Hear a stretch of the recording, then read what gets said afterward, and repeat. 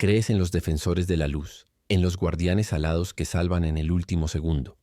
Ahora imagina que es todo lo contrario, que son ellos quienes registran tu ruta, registran errores y esperan una señal para apagarte, en silencio, sin juicio, por función. ¿Por qué necesitamos 9 oficiales? ¿Por qué algunas personas tienen 4? ¿Y quién baja cuando pides ayuda y te despiertas en llamas? El ángel en nuestra visión es algo suave, brillante, extrañamente amable. Pero esta representación es solo una fachada diseñada para no hacer preguntas innecesarias. Porque detrás de esta fachada hay otra anatomía. Hay ángeles que pueden matar a un verdadero arcángel Miguel. No se inclina hacia los niños y no acaricia la cabeza. Está de pie sobre el cuerpo extendido de la bestia. En una mano una espada, en la segunda una balanza. En uno de los lienzos, del siglo XV, conservado en una iglesia abandonada de Auvernia, las escalas se desvían hacia la izquierda. En una copa hay un corazón humano, en la otra una lengua cortada. No es una metáfora, es una advertencia. Nombres olvidados no son menos importantes que los conocidos. Uriel, que según la tradición iluminó a Esdras tras la destrucción de Jerusalén. Sariel, llamado el castigador en manuscritos antiguos. Raguel, inspector de otros ángeles. Estas figuras desaparecieron de los cánones oficiales, no por casualidad. Son demasiado funcionales, demasiado directos. No ofrecen esperanza, ofrecen un desenlace y por lo tanto no encajan en la retórica del consuelo. Pero su función permanece. Y si los arcángeles aparecen cada vez menos en los textos, no significa que hayan desaparecido del sistema.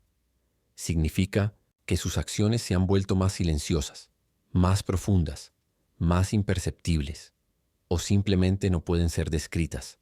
Si alguna vez todo a tu alrededor se queda en silencio repentinamente y sientes que el aire se ha vuelto más denso, no mires hacia arriba.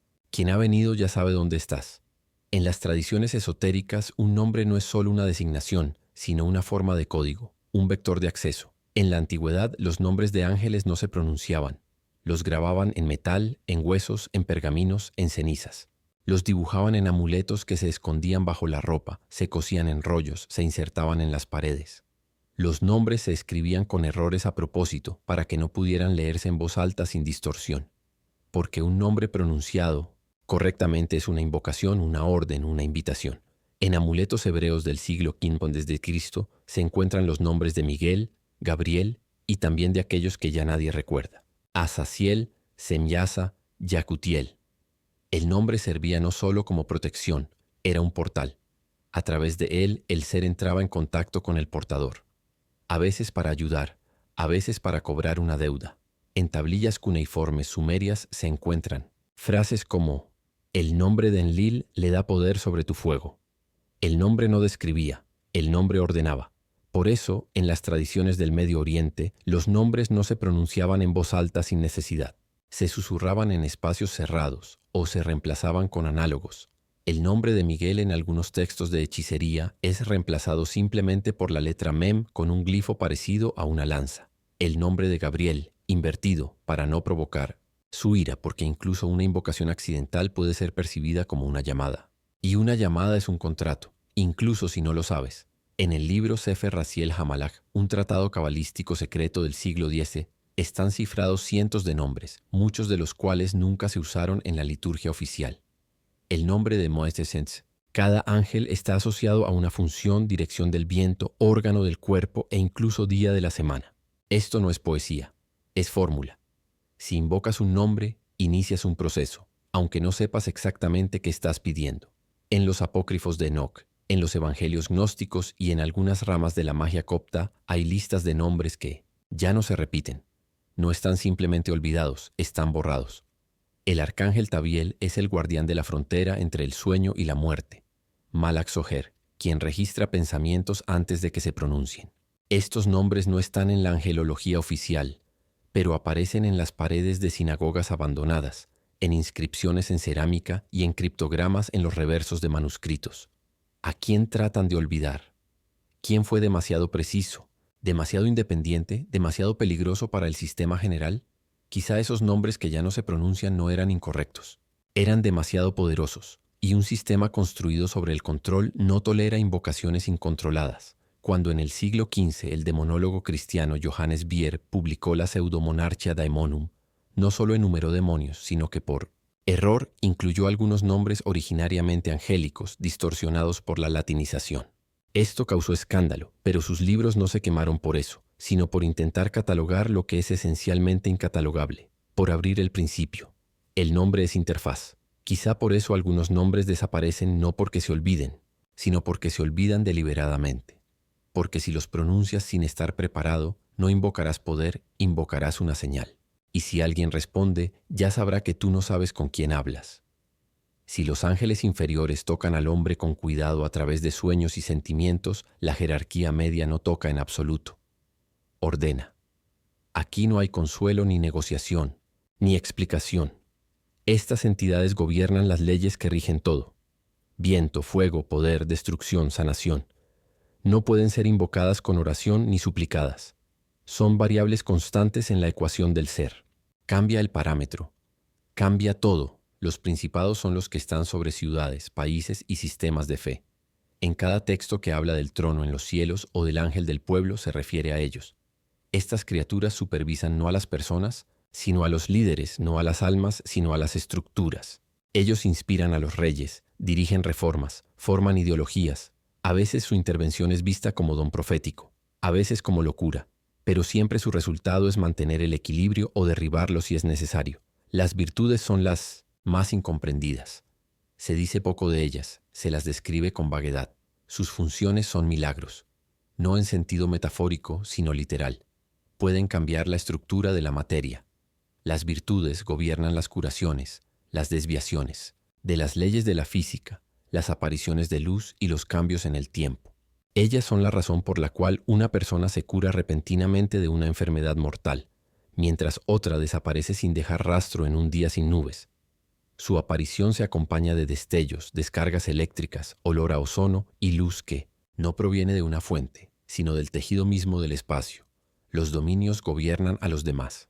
Supervisan las misiones de otros ángeles, dirigen flujos de energía y corrigen el movimiento de rangos más bajos. Son ellos quienes forman los llamados programas del destino. No les interesan los detalles, solo la conformidad con el gran plan. Uno de sus símbolos es el resplandor verde, que según los místicos del siglo X aparece en el aire antes de cambios masivos.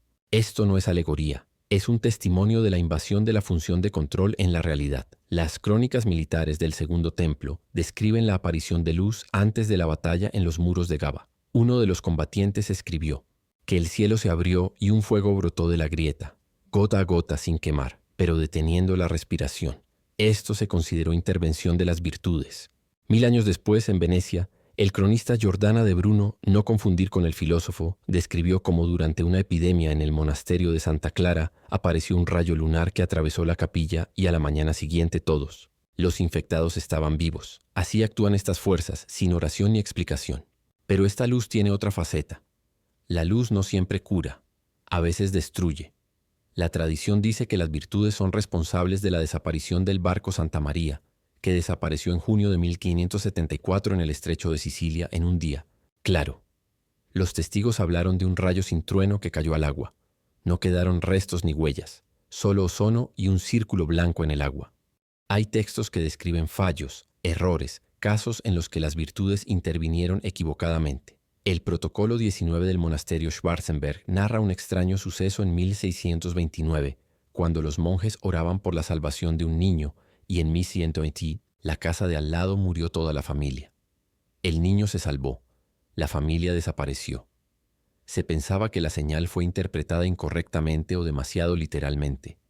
O quizás hubo una sobrecarga en el sistema. Un ángel que puede curar, también puede destruir porque no distingue, ejecuta. Si pides luz, asegúrate de no estar en el epicentro. Pues cuando la virtud entra en la zona, las fronteras entre materia e intención desaparecen. Incluso tu oración puede ser percibida como activación. No vienen en resplandor, ni en cánticos, ni en nubes. Vienen en sueños, cuando el cerebro está sumergido en sombra y la protección lógica está desconectada. En ese estado no puedes distinguir recuerdos de invasión, imagen de sugestión. Ahí comienza el contacto. José vio un ángel en sueños y cambió su vida por completo. A Abraham el ángel se le apareció no como hombre ni como luz, sino como un silencio que penetraba entre sus pensamientos. Daniel no dormía, era llamado el vidente, pero sus visiones ocurrían en trance, en el momento en que la mente estaba en el límite entre lo externo y lo interno. En todos estos casos, la esencia es la misma. El ángel nunca llega en el momento de una elección consciente. Llega cuando no estás protegido. Por eso las analogías modernas confunden. Los que han experimentado DMT, sustancia que activa niveles profundos de percepción, describen entidades de luz que no hablan, sino que despliegan sentido. Muchos dicen que vieron no imágenes, sino estructuras, colores que suenan, geometrías que vuelan, sensación de presencia sin fuente, sensación de observación desde fuera, desde dentro de la propia cabeza. Los fenómenos comúnmente llamados ovnis en algunos casos reproducen imágenes descritas en la cábala sobre ángeles, círculos de los cuales salen rayos, movimientos silenciosos, cambios de temperatura, desaparición del tiempo. Todos estos son parámetros de contacto, no necesariamente extraterrestre, posiblemente integrado en niveles profundos. Entonces surge la pregunta, ¿cuándo un sueño es solo un sueño y cuándo es una invasión? ¿Dónde termina la imaginación? ¿Y comienza la señal? Los ángeles inferiores, como sabemos, no pueden intervenir directamente, pero pueden dar señales. ¿Y si la señal es un cambio en un fragmento de tu memoria? ¿Y si no viste un sueño sino que te lo mostraron? Aquí está el peligro principal. En los sueños no hay verificación de autenticidad. No puedes preguntar un nombre ni pedir confirmación, por lo que cualquier mensaje puede ser falso. Los impostores no solo están entre humanos. Egregores, fallos del sistema, estructuras parasitarias. Todo esto puede imitar contacto, especialmente si tú mismo lo invocas. Los textos gnósticos dicen, el que viene sin nombre no pertenece a la luz. Pero, ¿quién puede preguntar un nombre en un sueño? ¿Quién recuerda al despertar una secuencia de símbolos que no estaban hechos de sonidos, sino de sensaciones? Hay casos donde las revelaciones dejaron marcas físicas, quemaduras sin fuente. Aparecieron en documentos de la Inquisición del siglo X. Un monje del monasterio de Montserrat quedó ciego tras ver una imagen con una luz que no brillaba, sino que calentaba desde dentro. En otros casos, pérdida temporal del habla, convulsiones, marcas en la piel, y siempre un síntoma invariable. Miedo, no relacionado con el contenido, sino con el hecho del contacto. Ellos vienen cuando no los esperas, y no se van cuando los pides. Un ángel que una vez se manifestó en ti, permanece dentro. Aunque ya no creas que fue real, aunque los médicos den un diagnóstico, aunque te convenzas que fue solo un sueño, ya no estás solo. Ahora eres un punto de contacto. La mente humana no está diseñada para percibir la jerarquía superior, no por miedo, sino por incompatibilidad arquitectónica. Intentar describir a estos seres, cómo transmitir una fórmula matemática con un olor, o explicar una reacción termonuclear con el lenguaje de los sueños, no existen en nuestro mundo, ni siquiera cerca. Son las condiciones bajo las cuales nuestro mundo es posible. Los tronos no son el trono de Dios, sino su fundamento. Su apariencia está descrita en el libro del profeta Ezequiel. Ruedas dentro de ruedas, ardiendo desde dentro, llenas de ojos, que no giran pero se mueven en cualquier dirección sin girar. Su forma no es símbolo, sino función. No hablan, no emiten luz, son el eje sobre el que se sostiene el orden. Cada movimiento del trono es un cambio en el equilibrio de todos los niveles del ser. Cuando el hombre reza, sus palabras no suben. Atraviesan los tronos, porque estos son un filtro entre el habla y la eternidad. Los querubines no son niños con alas, ni bebés gorditos con arpas. Son seres con 4 rostros, de león, toro, águila y hombre. Tienen 4 alas, y cada una cubierta de ojos.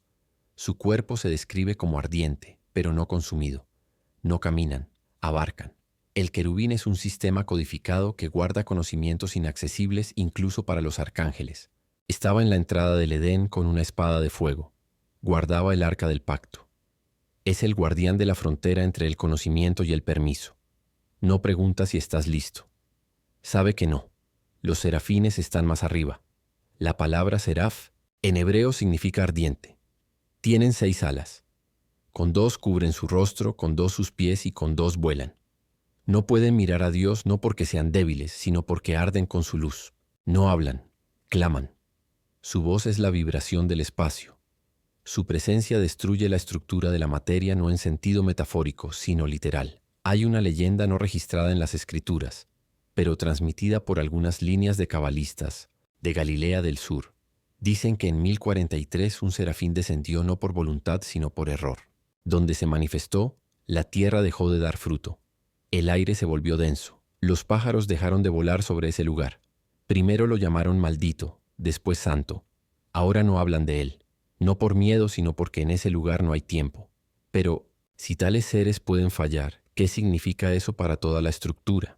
Si un serafín puede manifestarse sin orden, entonces no solo ejecuta, sino que el sistema se ha fracturado. Entonces, ¿qué es un serafín caído? No es un traidor ni un exiliado, sino tal vez un error, un fragmento separado del eje, una destrucción del orden convertida en entidad independiente. Lucifer, a quien en algunas versiones llaman serafín, no cayó. Se separó como un trozo ardiente de una estructura lanzada por la gravedad. Y si eso es así, cualquier manifestación de serafines en el mundo material no es una bendición, es una alarma, el inicio de un colapso, porque no distinguen, son pura llama, una estructura que no tiene para qué, solo el cómo. Su aparición altera todo, leyes físicas, bucles temporales, relaciones causa-efecto. En algunos modelos teóricos del cosmos cabalístico se dice, si al menos un serafín entra en Malhut, la última esfera del mundo de la acción, todo el sistema colapsará instantáneamente, porque la tensión no soportará el contacto con la forma ígnea. El mundo no se destruirá, dejará de necesitarse a sí mismo. Por eso no se escribe sobre ellos, por eso no se pronuncian sus nombres, por eso las descripciones en los libros siempre están cubiertas de humo, resplandor y luz. Imposible. Esto no es poesía, es protección contra la mirada, la comprensión y la activación. No era un demonio, no era un enemigo. Lucifer, la estrella de la mañana, era un querubín, guardián de la luz, custodio del borde oriental del Edén. Su nombre no significa maldad, sino resplandor, y su caída no fue una traición, sino un evento. En los sistemas gnósticos esto no es una traición, sino una función. En las versiones más antiguas del libro de Ezequiel se le llama querubín ungido protector. No era enemigo de Dios, fue su instrumento hasta que se convirtió en otro instrumento. La caída no es un fallo, es un mecanismo. Un sistema construido demasiado perfectamente requiere una salida de tensión. La presión de la luz pura, sin contrapeso, se destruye a sí misma, y entonces se inicia un proceso inverso. El lado que al principio parece un error, con el tiempo resulta un elemento necesario del equilibrio. Un serafín separado de la estructura no muere. Crea un segundo eje no para destruir, sino para reflejar, para corrección sombría. Clipot, término que significa cáscaras en la cábala. Es lo que oculta la luz, pero no es lo opuesto a ella. Esta oscuridad que forma la forma de la luz, la limita, la obliga a pasar por canales. Clipot no es maldad, es una estructura en la que la luz no puede escapar sin control. Los caídos son clipot, no son antifuerzas, son filtros. Así se forma la jerarquía del infierno. No como caos, sino como reflejo, casi espejo. 9 niveles, como 9 órdenes. Belial en lugar de Miguel. Astaroth en lugar de Rafael, Lilith en lugar de Sandalfón. Cada caído cumple la misma función pero invertida. No niega el orden, lo corrige pero desde abajo. No conduce a la luz, sino desde ella, pero por los mismos caminos. Y en esto está el horror del sistema. Se repite a sí mismo incluso en la negación. Los caídos no son maldad, son miedo. Y el miedo es un elemento arquitectónico. Sin él, el sistema no se sostiene. Sin la amenaza del caos, el orden es imposible. Es como un arco sin clave. Lucifer no destruyó el cielo, le permitió sostenerse. Su exilio creó el horizonte. Antes de él solo había arriba. Después se entendió dónde estaba abajo. Y si el sistema es realmente perfecto, ¿por qué necesita un adversario? La respuesta de los gnósticos es simple. No hay adversario. Hay opuesto. Hay necesidad. Como si Dios hubiera exhalado parte de sí mismo para que el mundo no se asfixiara. Los caídos no son los que están en contra, sino los que están abajo. Sostienen la base. Están bajo tierra, pero son un soporte. Su temblor inspira reverencia, su miedo forma oración, y precisamente porque se parecen tanto a la luz, son odiados. Porque su esencia es un recordatorio de que la estructura funciona, no por el bien sino por el equilibrio. Y quien cae no siempre cae hacia abajo. A veces simplemente se va a la sombra para dar un límite a la luz. Y si miras la estructura demasiado tiempo, no te sorprendas si en el reflejo ves no un ángel, sino a quien se llamaba caído y te mira como si te conociera mejor que tú mismo. Hay una línea fina, casi imperceptible entre oración e invocación. La oración es dirigirse hacia arriba sin destinatario, sin exigir, sin esperar una respuesta directa. La invocación es una orden.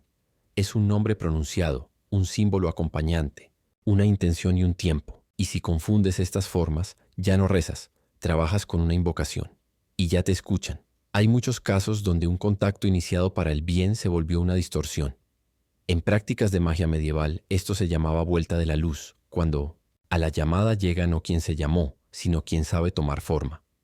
En Lombardía, en 1436, se registró un caso donde un alumno del monasterio de San Bartolomé pronunció el nombre del ángel Gabriel en oración nocturna, añadiendo una frase de un texto oculto sin entender su significado. Según los registros del abad, durante 3 noches se observaron en su celda destellos extraños, cambios de temperatura y sonidos que venían de dentro de las paredes. El alumno desapareció. El registro se perdió. La protección de los nombres. No es superstición, es protocolo. En muchas tradiciones, los nombres de los ángeles se pronuncian en susurros sin voz a través de signos sustitutos. Se creía que cada pronunciación agotaba el nombre, lo hacía vulnerable. Cuanto más llamas un nombre, mayor es el riesgo de que lo escuchen no los ángeles, sino el eco, y también responderá. Por eso existe toda una clase de libros prohibidos, grimorios, que contienen nombres, esquemas, secuencias. Entre ellos el Grimorio de Armadel, Liber Juratus, Sefer Harasim. Estos textos no solo están prohibidos, sino que son borrados de las bibliotecas. Algunas versiones incluyen secuencias erróneas o intencionalmente distorsionadas para que quien los lea sin preparación inicie un ciclo de invocación inverso. No del ángel, sino de su sombra. Los serafines son temidos no tanto como entidades, sino como forma. En algunas escuelas de angelología está prohibida incluso la representación directa del serafín, no como fuego ni como alas, sino como 6 alas con ojos. En el Tratado Decretale de Roma del siglo X, se menciona que una copia de tal imagen causó un episodio alucinatorio en 9 monjes, hasta pérdida del habla y destrucción de vitrales donde se reprodujo. Fue percibido como un fallo. No hay que representar lo que no puede ser visto. El contacto con los superiores no es un premio ni una experiencia, es una intervención sin retorno. No puedes retirar un mensaje si fue enviado por el canal equivocado. No puedes cerrar puertas si no sabes que se abrieron. Por eso, en la tradición del conocimiento prohibido, existe una regla principal. Nunca inicies contacto sin saber quién. Puede responder, porque puedes escuchar una voz. Será cálida, reconocible. Incluso se identificará con un nombre conocido. Pero si sientes frío en la columna vertebral y una ligera distorsión en el espacio a tu alrededor, no es él. Y ya es demasiado tarde para detenerte. La estructura angelical no es cuento ni fe. Es un esquema impuesto sobre la existencia misma. Una matriz cósmica donde cada elemento no es un agente libre, sino un nodo, un programa, un bloque ejecutor. Estamos acostumbrados a pensar en ángeles como seres, pero en realidad son arquitectura, estabilizadores, equilibradores, circuitos, que mantienen el balance entre caos y orden. Cada ángel no es una personalidad, sino una función. No un ser, sino un algoritmo. No tiene opinión, voluntad ni intención. Se activa como una ley, como la gravedad, como un latido del corazón. Por eso no puedes hablar con un ángel. Puedes ser tocado, activado o corregido por él, pero nunca realmente escuchado. La elección que crees tuya, la voz que parece interna, la coincidencia que parece casual, todo puede ser resultado de la activación de un nivel. Alguien hizo microcambios en el curso de los eventos. No por ti, sino por el equilibrio, por la estructura, para que una gota no cause un diluvio. Pero si falla un elemento, se inicia una reacción en cadena. Si la acción de un ángel se distorsiona, cambian los protocolos de los demás. No lo notamos. De inmediato. Ocurre en forma de desviaciones, expectativas no cumplidas, súbitos destellos, salvaciones casuales o tragedias no evitadas. El sistema no es perfecto. Funciona dentro de límites, pero esos límites son finitos. Y si un serafín desciende al mundo, no habrá catástrofe, ni destello, ni fin, porque su presencia no es un golpe, sino una cancelación.